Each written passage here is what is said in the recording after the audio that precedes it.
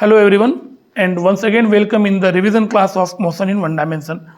So one dimensional motion या rectilinear motion का बड़ा सिंपल से मीनिंग है कि अगर कोई पार्टिकल एक स्ट्रेट लाइन को फॉलो कर रहा है पाथ के तौर पे, या वो अगर ऊपर की तरफ गया फिर ऊपर से नीचे आया, जैसा हम लोग बात करते हैं मोशन अंडर ग्रेविटी में, फ्रीली फॉलिंग मोशन में, तो वो भी रेक्टिलिनियर मोशन है। अगर आपने एक बॉल को ऊपर की तरफ उछाल दिया, वो वापस नीचे आया, तो भी वो रेक्टिलिनियर मोशन है। कोई भी मोशन हो, हर एक तरह के मोशन में कुछ फंडामेंटल चीज़ है जो हमेशा जानना चाहिए।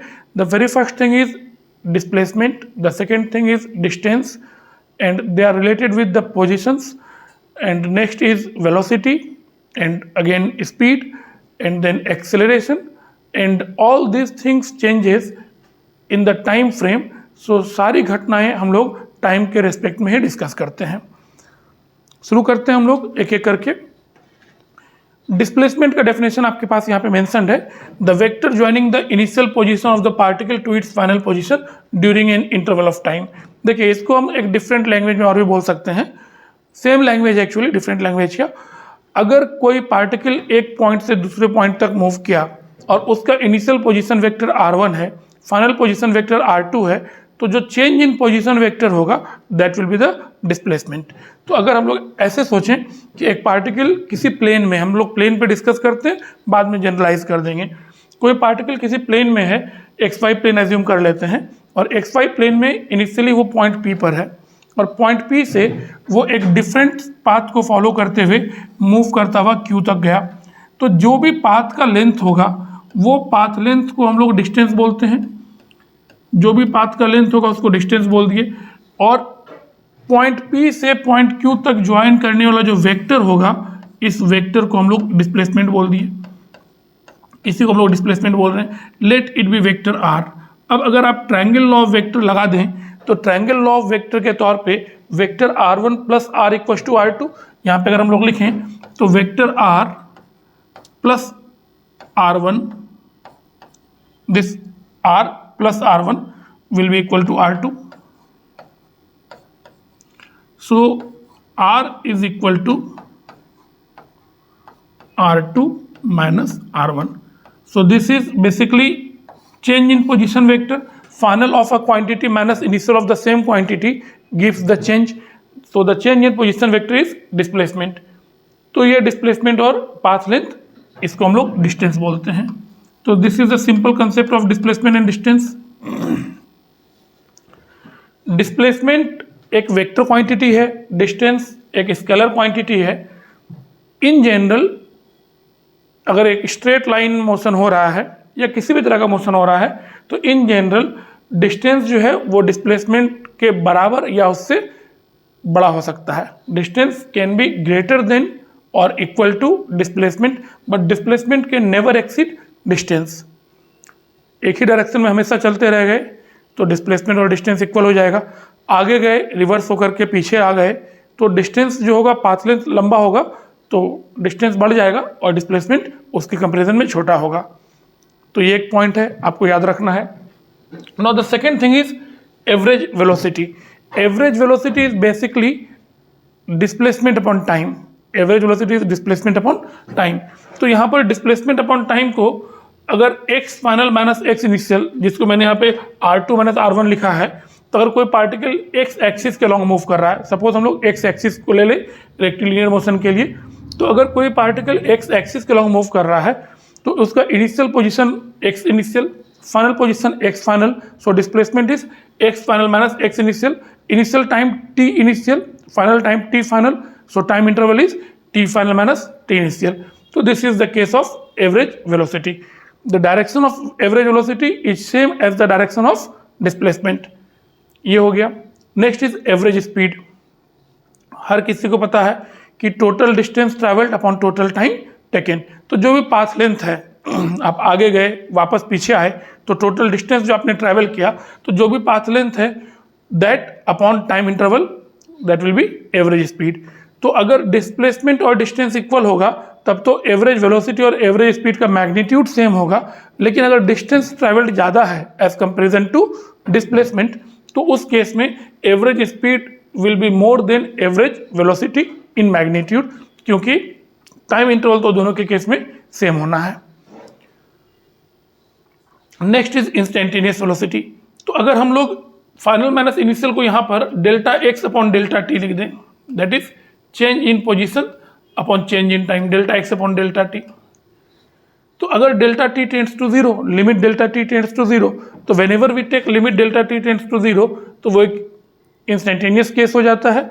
And in that case we can write delta x by delta t equal to d x by d t. So the rate of change of position is velocity. By definition the rate of change of position is velocity.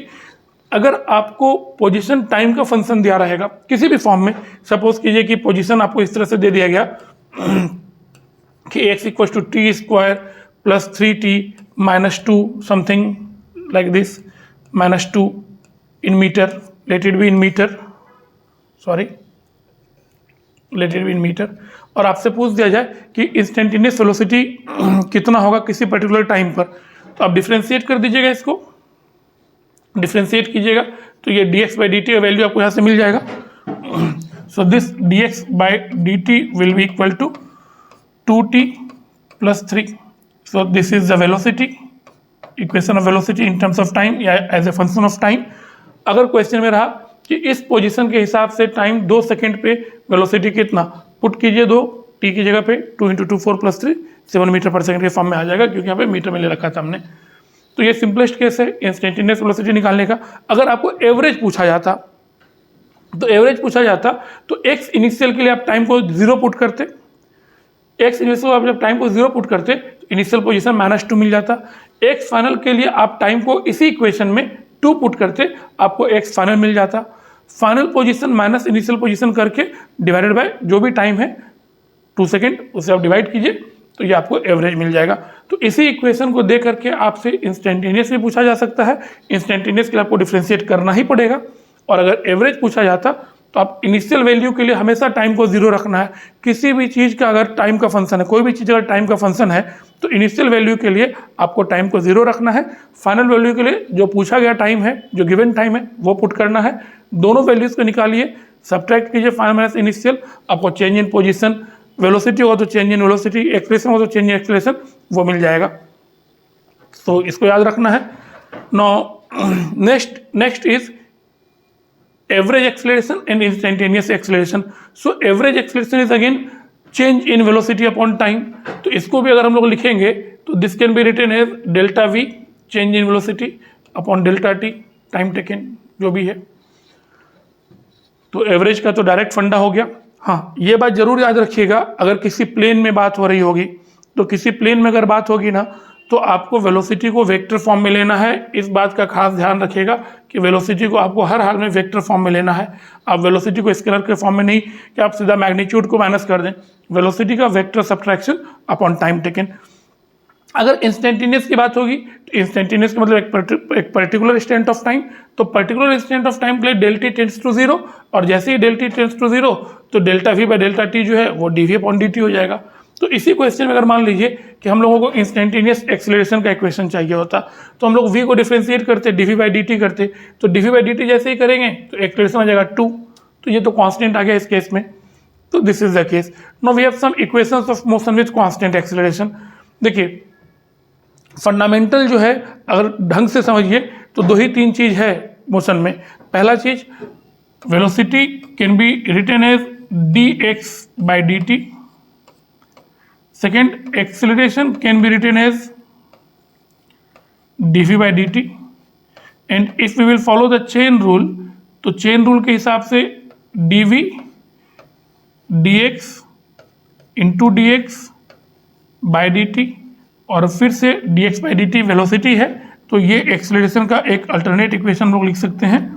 dx by dt को v लिखते हुए v dv upon dx। सो ये acceleration का एक second equation हो गया, v और x के फॉर्म में। पहला हो गया v और t के फॉर्म में। इसी को अगर आप यूं लिख दें dx equals to v dt, और इसको दोनों साइड इंटीग्रेट कर दें under proper limits, t initial के लिए आप x इनिशियल लगा दें और t फाइनल के लिए आप x फाइनल लगा दें, तो आपको यहाँ पर डिस्प्लेसमेंट का इक्वेशन मिल जाएगा, क्योंकि x final minus x initial change in position, that will be displacement. So displacement is integral of v dt. इसीलिए हम लोग ये भी बोलते हैं कि इंटीग्रल ऑफ v dt का मतलब area under we T graph.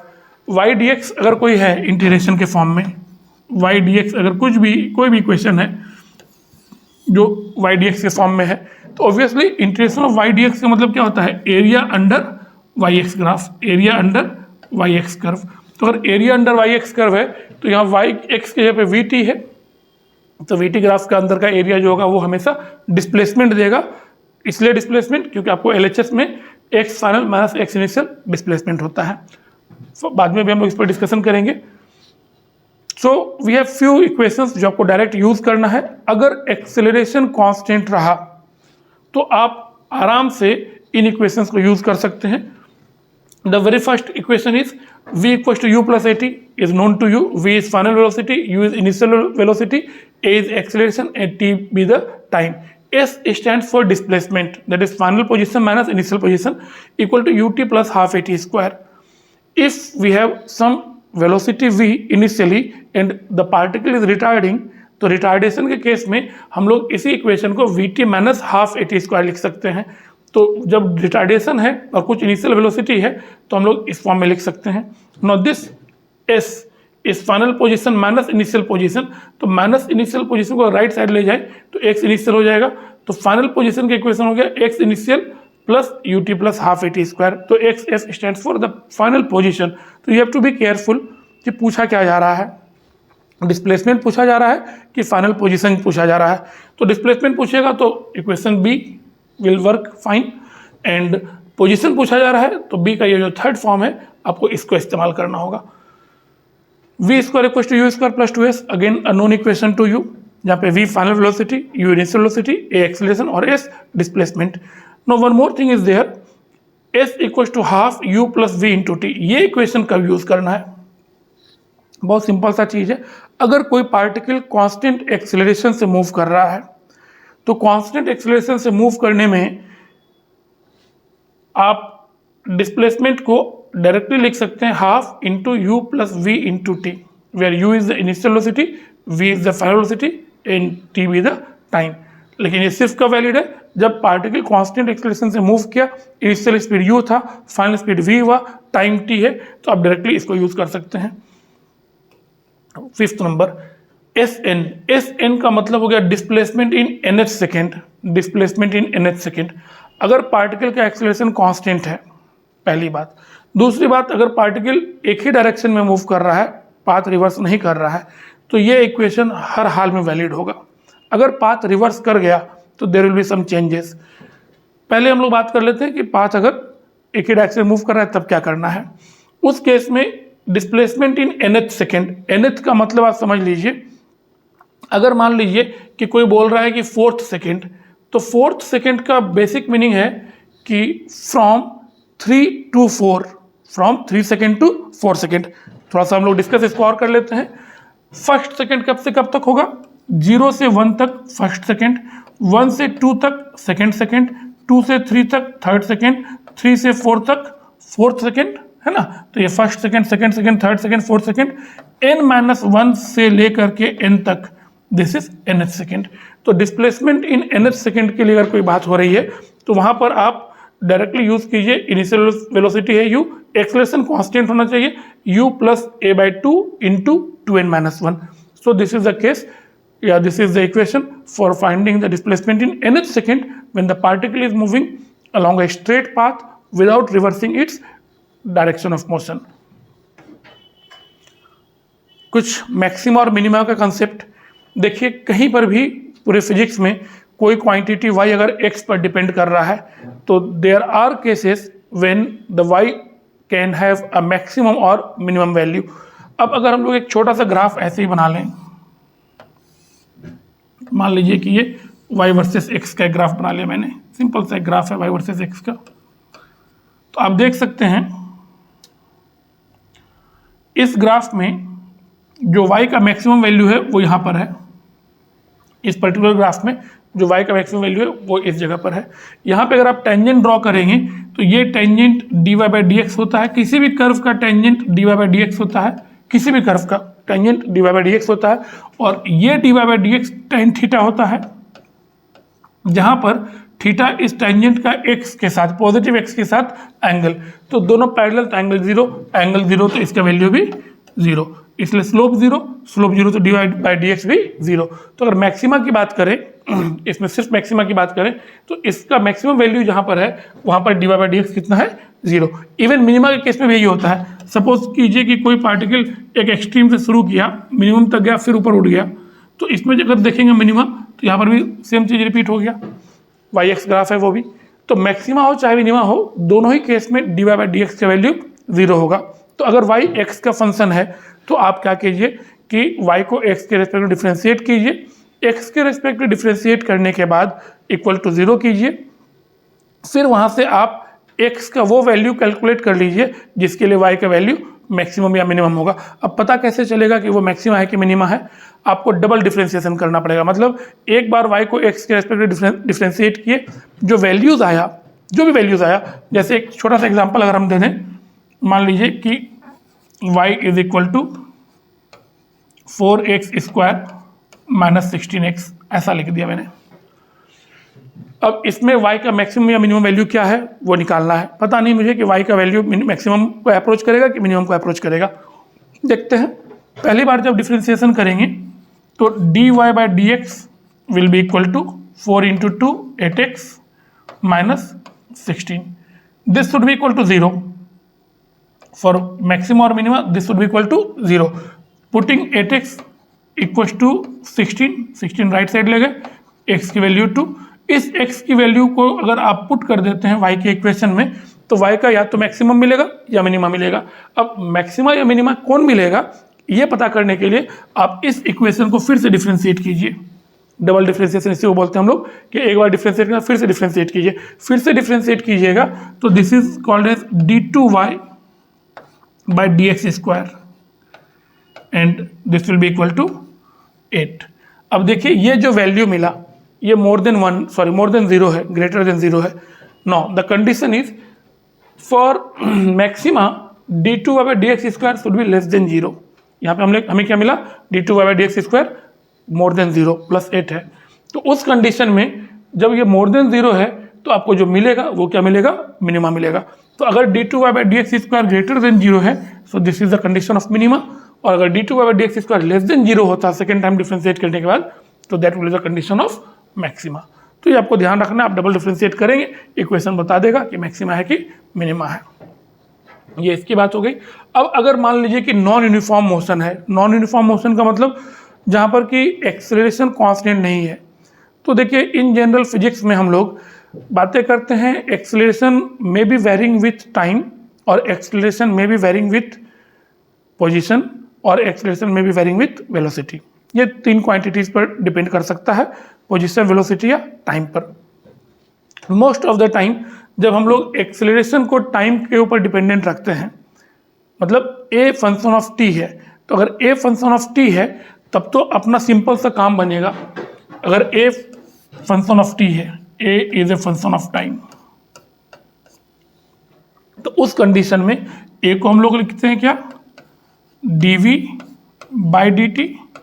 So dv is equal to a d t, और dv equal to a d t में आप फिर से इंटीग्रेट कीजिएगा इधर से, initial time, initial velocity, final time limit दे दीजिएगा, फाइनल वेलोसिटी, और ये आपका इक्वेशन ए का जो भी फंक्शन है। मान लीजिए कि एग्जांपल के तौर पे अगर हम लोग बोल देते हैं a equal to 3t square, suppose a equal to 3t square, तो आप पुट कीजिए यहाँ पर कि ए का वैल्यू 3t स्क्वायर है।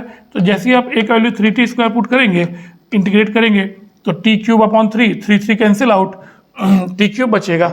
जो टाइम रेंज है आपके पास 2 to 4 सेकेंड या 0 to 5 सेकेंड, वो टाइम रेंज पुट कीजिए, आपको इधर चेंज इन वेलोसिटी है ना, v final minus v initial मिलेगा, that is change in velocity.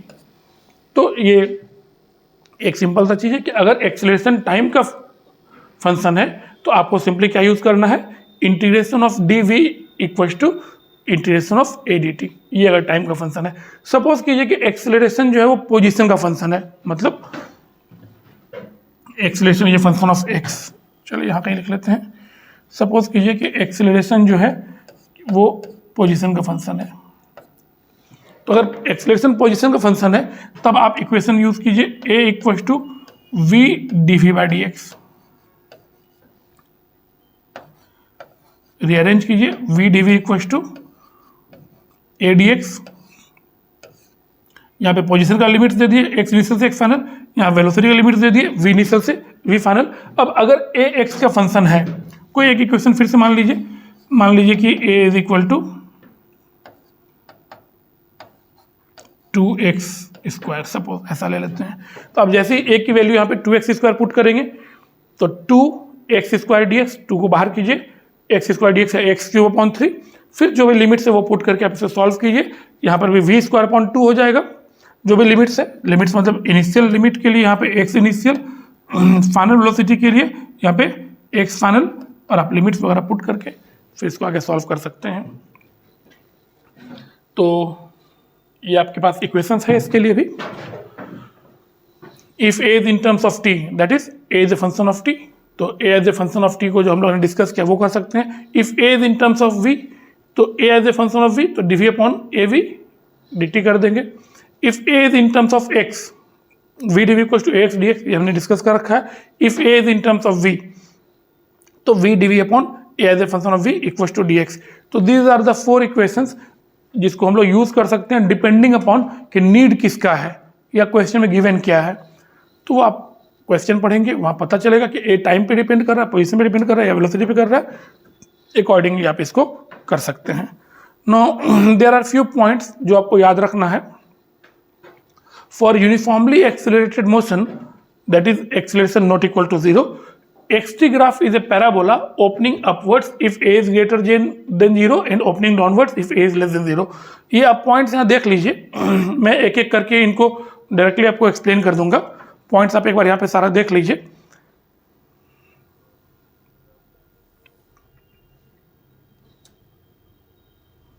ठीक है, सो एक्सप्लेन करता हूं मैं थोड़ा। सपोज कीजिए कि आपके पास एक xt ग्राफ है। xt ग्राफ का मतलब पोजीशन टाइम ग्राफ है। तो पोजीशन टाइम ग्राफ में किस किस तरह ग्राफ हो सकता है? ग्राफ एक स्ट्रेट लाइन हो सकता है, कहीं से पास करता है एक स्ट्रेट लाइन हो सकता है पहला। ग्राफ एक इस तरह का कर्व हो सकता है दूसरा। ग्राफ एक इस तरह का कर्व हो सकता है तीसरा। ये हुआ, एक और बनाते हैं हम लोग। यहां पे फिर से पोजीशन टाइम ग्राफ लेते हैं।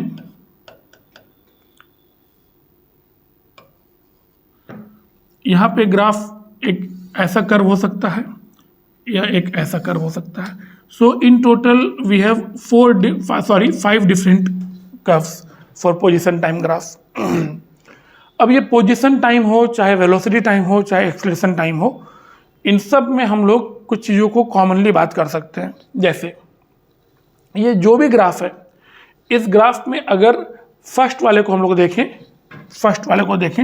तो फर्स्ट वाला ग्राफ एक स्ट्रेट लाइन है, और आपको पता होना चाहिए स्ट्रेट लाइन का टेंजेंट खुद स्ट्रेट लाइन होता है, और टेंजेंट जो है वो स्लोप देता है। स्लोप dy/dx होता है ना।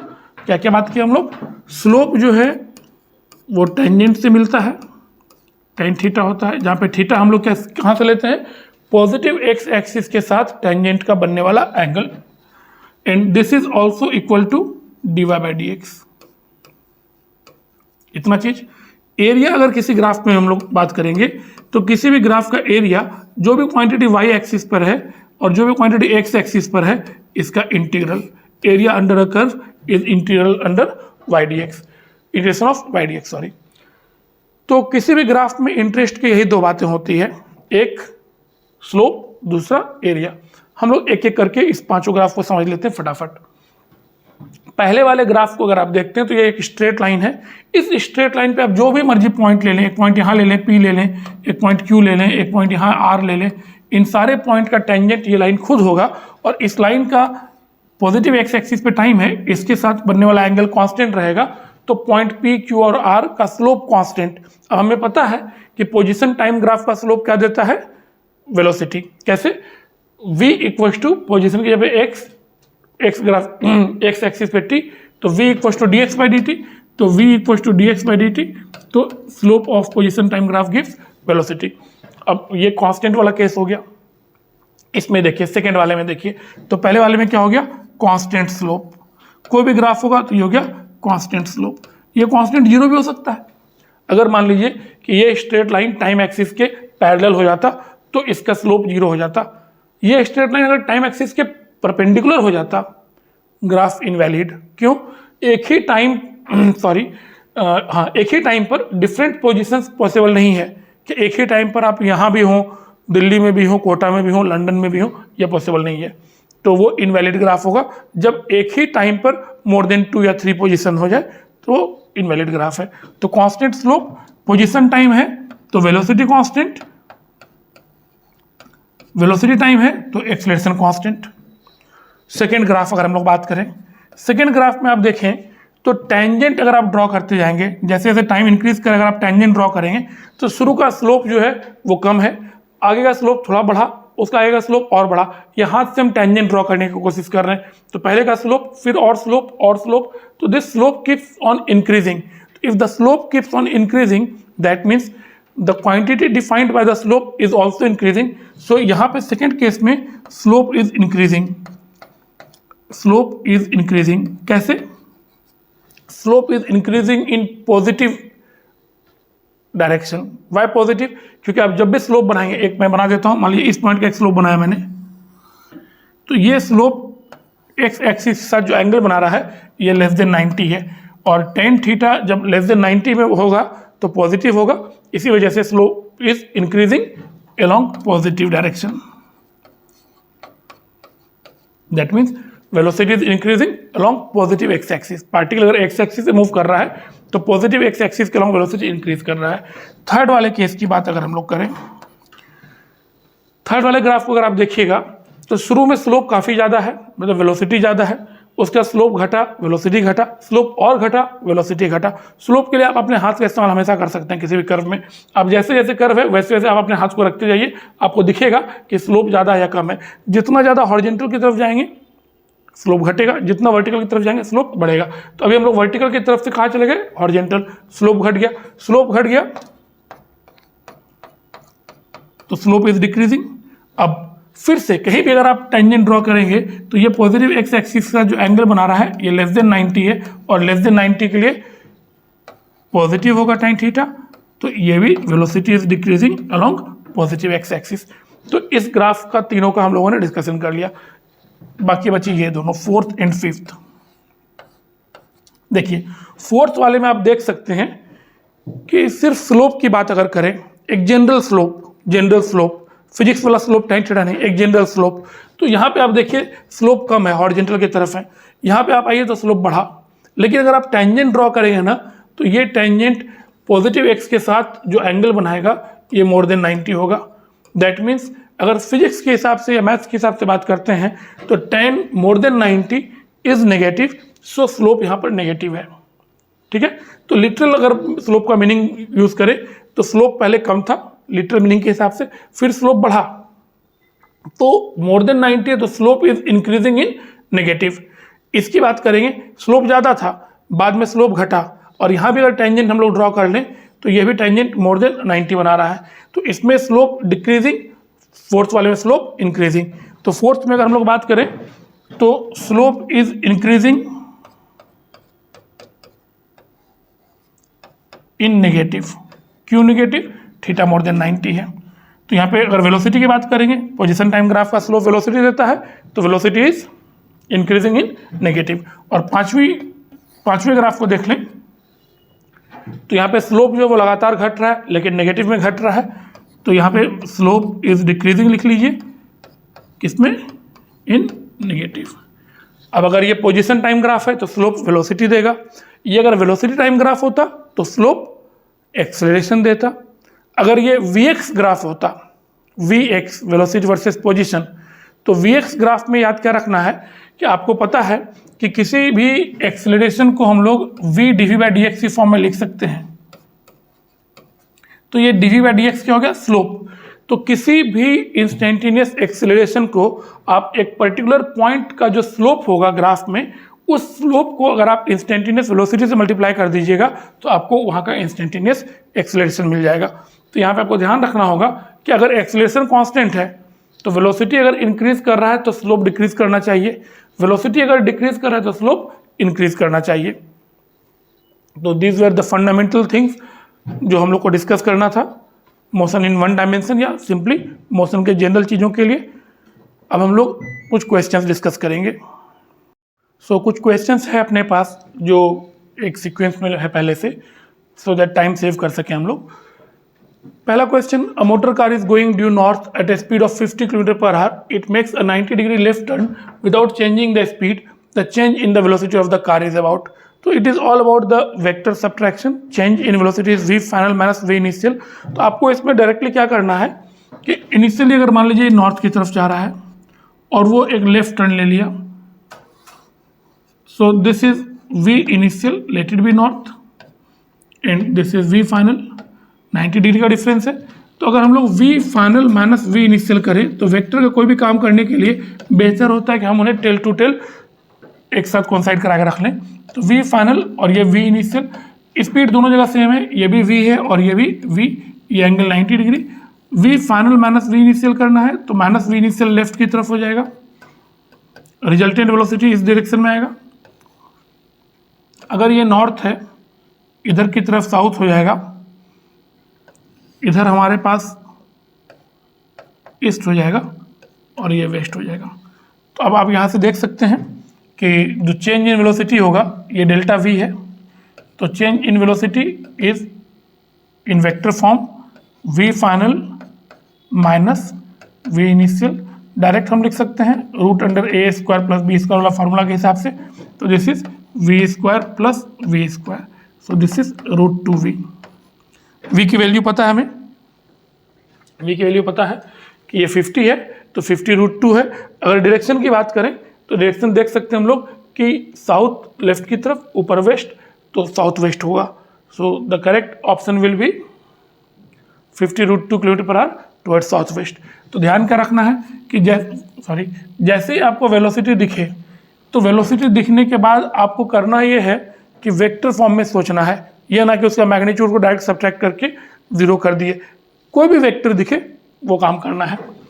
Second question, a particle has a velocity u towards east at t equals to 0.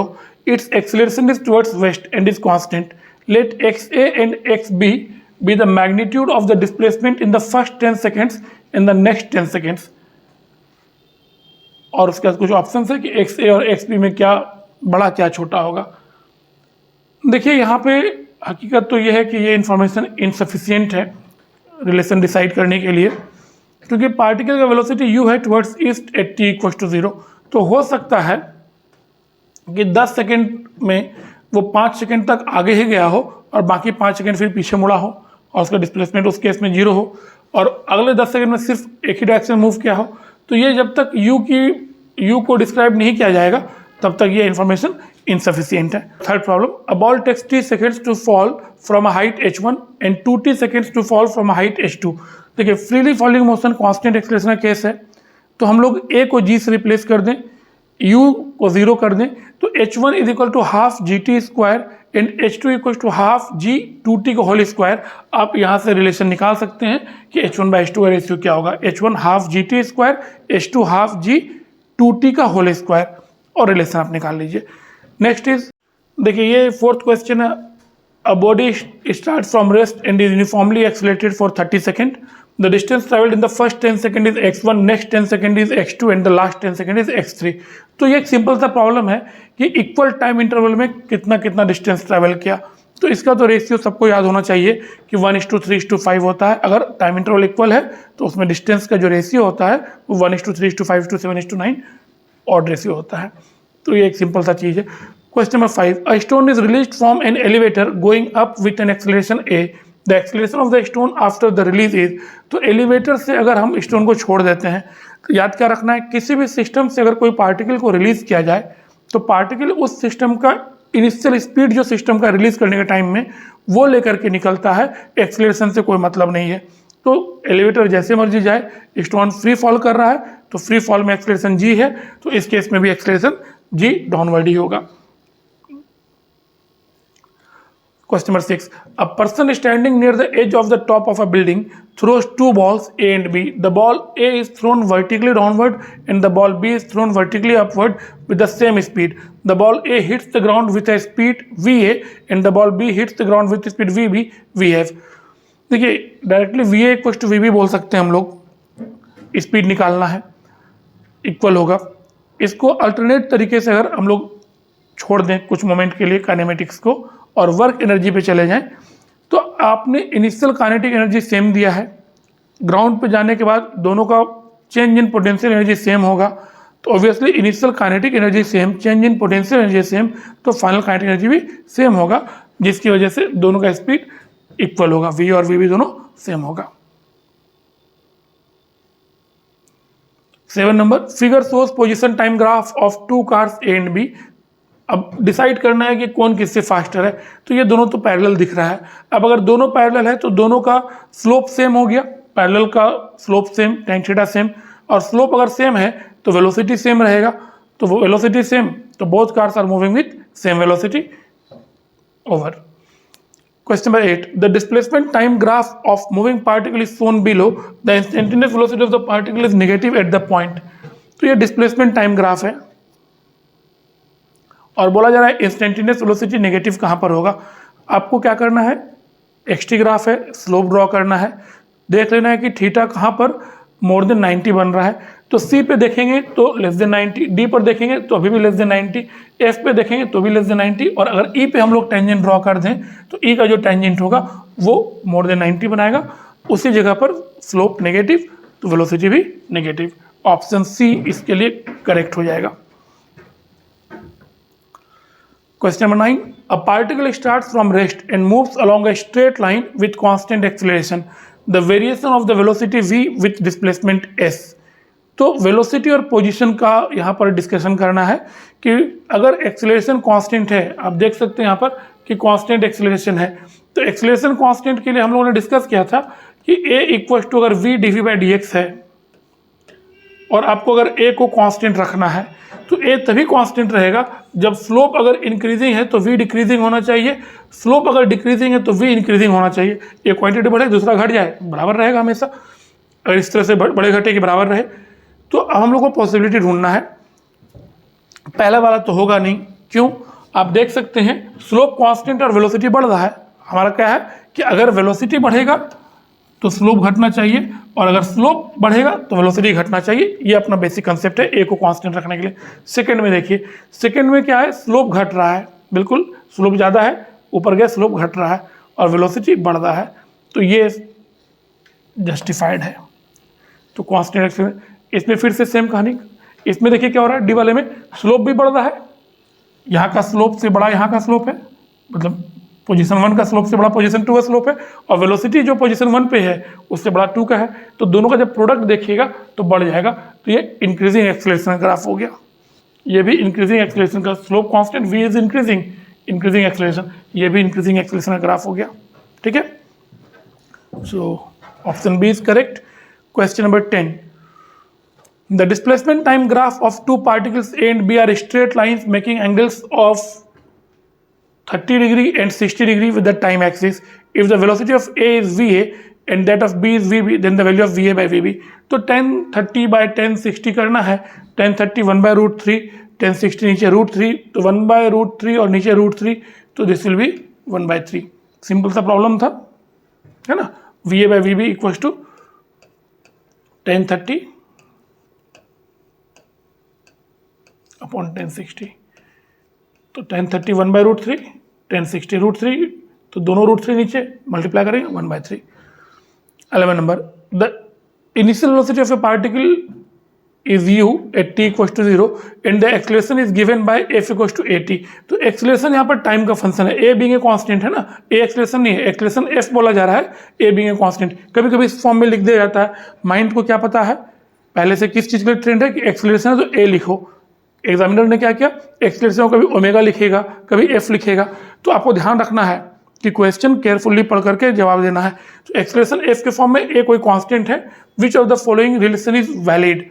तो भाई एक्सेलरेशन अगर टाइम का फंक्शन है तो हम लोग v equals to a d t का इंटीग्रल, ये हम लोग सीखे हैं कि v is equal to integral of a d t, क्योंकि u जीरो है, नहीं u जीरो नहीं है, सॉरी u जीरो नहीं है, तो dv का इंटीग्रल u से v तक, और यहाँ पर टाइम 0 से लेकर के t तक ये है। तो a एक्सेलरेशन की जगह पे क्या अपने पास at, तो at dt का इंटीग्रल at²/2, तो v माइनस यू, जैसे आप इसको सॉल्व करेंगे v minus u equals to a d t का integral at²/2, so v is equal to u plus at²/2, so option B is correct. Time का function था, हमने time के फंक्शन वाले इक्वेशन को यूज कर लिया। Question number 12. A stone is dropped into a well in which the level of water is h below the top of the well. If v is the velocity of the sound, the time t after which the splash is heard is given by. फिर से simple सा question है, stone को जब drop किए तो stone का पानी तक जाने का time late it B t1, तो पानी तक जाने का टाइम क्या हो जाएगा √2gh, कहाँ से आया h is equal to half gt², ut plus half at² लिखते हैं ना, तो ut प्लस हाफ at² में u जीरो है, ड्रॉप कर रहे हैं, तो u जीरो है तो हाफ a एक जगह पे g हो गया, तो यहाँ से आप रीअरेंज कीजिएगा, तो स्टोन के गिरने का टाइम को अगर हम लोग t1 बोल दें तो this is equal to √2h/g, ये हो गया। साउंड का स्पीड कितना दे रखा है, साउंड का स्पीड v है, तो साउंड का स्पीड अगर v है तो h हाइट तक साउंड को ट्रैवल करने में टाइम कितना लगेगा, तो v is equal to distance by time t2, तो यहाँ से आप t2 निकाल लीजिए, तो t2 कितना हो गया h/v। अब total time t1 plus t2, तो √2h/g plus h/v, 2h/g plus h/v, so this is the total time after which the splash is heard, कब ड्रॉप करने के बाद। Question number 13. A body is released from the top of a tower of height h meter. It takes t seconds to reach the ground. Where is the ball at the time t/2 seconds? Time t अगर नीचे पहुंचने का है तो t को हम लोग क्या लिख सकते हैं फिर से √2h/g, let h be the height, है ना, तो टाइम हो गया √2h/g। अब t/2 सेकेंड पे पूछा जा रहा है, तो टाइम अगर √2h/g है तो t/2 के लिए आप h डैश निकाल लीजिए कि h dash is equal to half g, नया टाइम कितना है t/2 second, t/2 half gt², और इस t को हम लोगों ने कितना डिस्कस कर लिया कि ये जो t है h हाइट गिरने में, दिस इज √2h/g। आप इसको पुट कर दीजिए यहाँ पे, जैसे आप t की वैल्यू √2h/g पुट करेंगे, स्क्वायरिंग करेंगे, तो स्क्वायरिंग करने से ये रूट ओवर हो गया, तो t हो गया 2h/g, एक 2 यहाँ पे पहले से, तो ये 4 हो गया, g और g कैंसिल आउट, बचेगा कितना, लिख लेते हैं half g, t² is 2h/g again, और एक 2 पहले से यहाँ पर है, g cancel out, 2 cancel out, sorry ये t/2 का होल स्क्वायर है, सॉरी ये 4 हो जाएगा, तो ये 2 और 2 कैंसिल आउट, ये 4 बचा, g और g कैंसिल आउट, h/4, सो h/4 ऊपर से h/4, तो ऊपर से अगर ये h/4 नीचे गिरा तो ग्राउंड से कितना हो जाएगा 3h/4, तो ध्यान रखिएगा ऑप्शन पढ़ने में। सो क्वेश्चन नंबर 14 और 15 जो है ये आपके लिए है, आप इन दोनों प्रॉब्लम्स को सॉल्व कीजिए, सॉल्व करके इसका जो आंसर है, जो भी ऑप्शन है वो कमेंट बॉक्स में लिखिए, आपका ऑप्शन सही होगा तो रिप्लाई जरूर करेंगे, अगर आपने गलती कर दी तो एक लाइन में कैसे ये बनना है दोनों प्रॉब्लम, वो आपको हम नेक्स्ट वीडियो में क्लियर कर देंगे। Thank you so much. आप एक बार देख लीजिए क्वेश्चन।